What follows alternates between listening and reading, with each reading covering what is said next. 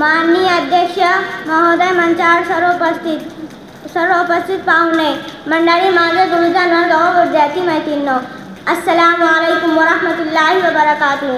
मी तुमच्या समोर स्वातंत्र्य दिनानिमित्त एक भाषण देणार आहे। माझी विनंती आहे, तुम्ही लक्षपूर्वक ऐका।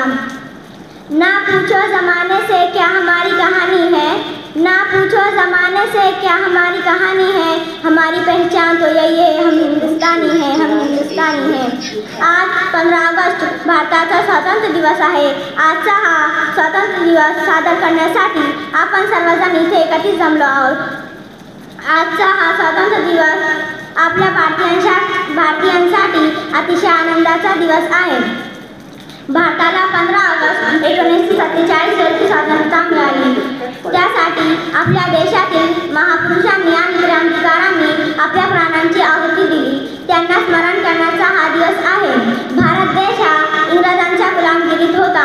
अनेक वर्ष गुलामी सहन केल्यानंतर, इंग्रजांचे अत्याचार सहन केल्यानंतर भारताला 15 ऑगस्ट 1947 रोजी स्वातंत्र्यता मिळाली।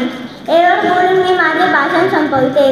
दे सलामी इस तिरंगे को जिससे तेरी शान है, दे सलामी इस तिरंगे को जिससे तेरी शान है, सर हमेशा ऊंचा रखना, सर हमेशा ऊंचा रखना उसका जब तक तुझ में जान है, जब तक तुझ में जान है। धन्यवाद।